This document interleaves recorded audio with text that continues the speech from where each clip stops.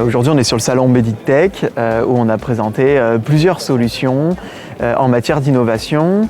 Il y a eu tout un volet start-up, mais on a voulu aussi insister sur notre activité de mécénat et notamment via notre fondation BTP+, parce que là aussi, on s'implique dans l'innovation pour la santé.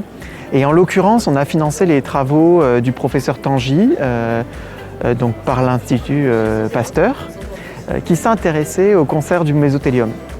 On les a rencontrés en 2018 et à l'époque, ils nous ont dit avoir une piste, en fait, une idée folle, utiliser le virus de la rougeole pour soigner le cancer du mésothélium, appelé le cancer de l'amiante. Et on s'est dit que c'était notre rôle de participer à cette aventure et de financer en tant que mécène les travaux du professeur Tanguy, qui ont duré 3 ans et qui ont, par chance, abouti à quelque chose de concluant.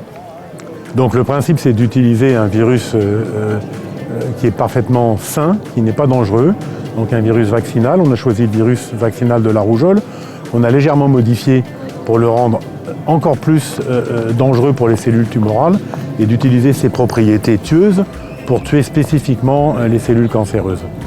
Et deuxième principe, c'est de l'utiliser pour faire un rappel immunitaire contre la rougeole, parce qu'on a tous été vaccinés ou on a eu la rougeole, donc on a une mémoire contre ce virus dans nos organes lymphoïdes.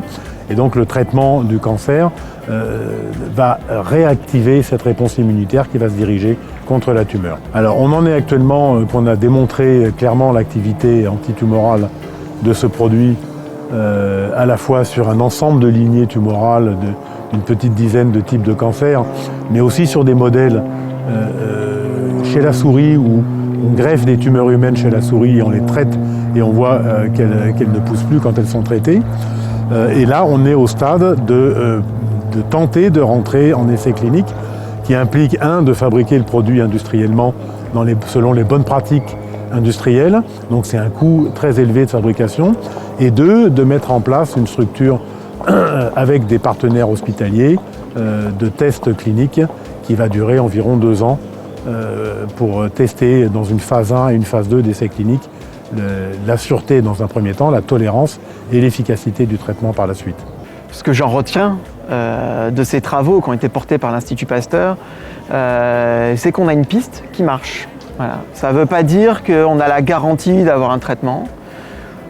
Pour ça, il va falloir faire des essais cliniques et aller beaucoup plus loin. Et on sort d'une aventure de mécénat puisque ça devient une dimension qui potentiellement sera lucrative et portée par une start-up qui est une spin-off de l'Institut Pasteur. Donc c'est une autre aventure qui démarre.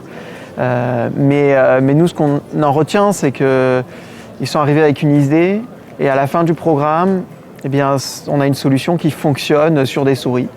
Voilà. Et que c'est le début d'une très très belle aventure qui potentiellement, d'ici quelques années, pourra aboutir sur un soin, un traitement pour l'ensemble des malades de ce cancer.